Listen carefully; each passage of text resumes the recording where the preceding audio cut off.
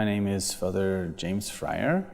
I am a priest of the priestly fraternity of St. Peter. I was ordained about 15 years ago, and I celebrate the extraordinary form of the Mass. Where are you originally from? Originally, I'm from Sydney, Australia. Oh, it's crazy. You don't have an accent. I lost my accent somewhere. Well, I wanted to be a priest ever since I was before my first communion.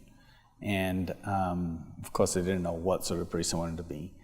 And my brother and sister joined a monastery in Mexico, Franciscans. And I thought it'd be awesome to just join that same place. So I joined the same place my brother had joined. And then for various reasons, both he and I left there and we came to the Fraternity of St. Peter. And that's where ultimately we were ordained. Latin was what drew me most, partly because I didn't know what was going on. And so I figured that if God is this supreme being who I do not know, and I'm praying in these holy languages with these holy words that people tell me that it's a dignified way to pray to God, or it's the official language of the Catholic Church, or some people even say that that's God's language, then I feel like I'm speaking to a supreme being when I'm speaking in Latin. And so even though when I was a kid I didn't know Latin at all, that's kind of what drew me to it, just that concept of mystery.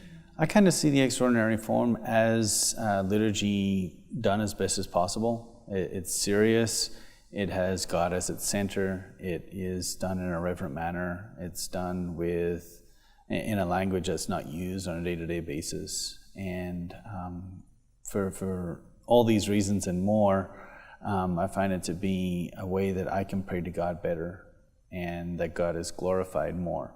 And I think that giving worship to God, the goal would be to glorify Him as much as possible. And that's the way I see it when I celebrate Mass.